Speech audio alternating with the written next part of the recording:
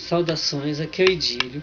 Saiu a semana passada, estamos no final de setembro, semana passada, um manifesto dos militares da reserva. É lógico que os militares oficiais eles não podem expor o que pensam, porque eles têm um controle mais rígido e pode ser até um ato de insubordinação. Então os militares da reserva tomaram uma atitude de fazer um documento criticando determinadas posturas do governo, e nesse sentido tem algumas prerrogativas lá que eles não vão pedir desculpas, e eles têm a justificativa deles e não vão entrar no mérito da questão.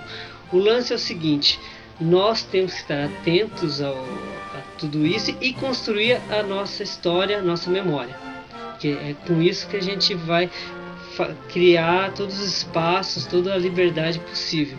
Não podemos esperar que depois de determinado tempo se comece a construir, comece a contar a nossa história. Nossa história, se a gente não a fizer e começar a registrá-la, vai sumir. Então, assim, é o momento que a gente tem, essa é uma reflexão, que a Comissão da Verdade só está sendo feita por conta que pessoas que participaram do processo lá de 64, que viveram aquele período e que de algum modo foram de algum tipo de violência, estão no poder. Então elas estão criando a própria história para mostrar a nós como que aconteceu naquele momento, e eles mostrarem: olha, estava lá e aconteceu isso.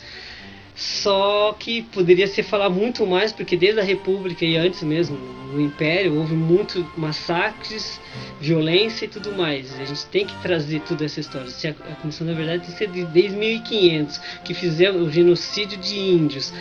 A gente trouxe uma massa enorme de pessoas da África para cá, e elas foram também torturadas, massacradas, mortas, usadas no trabalho, não tiveram nenhum tipo de indenização com isso, então foram largadas até hoje. E isso é uma construção que nós devemos tem que ter muito claro, é uma crítica que tem que ser feita. Então a Comissão da Verdade tem que ser muito mais ampla do que só pegar um pequeno trecho, como se só um determinado período é que houve. Não, o Brasil, a nossa história está recheada de violência.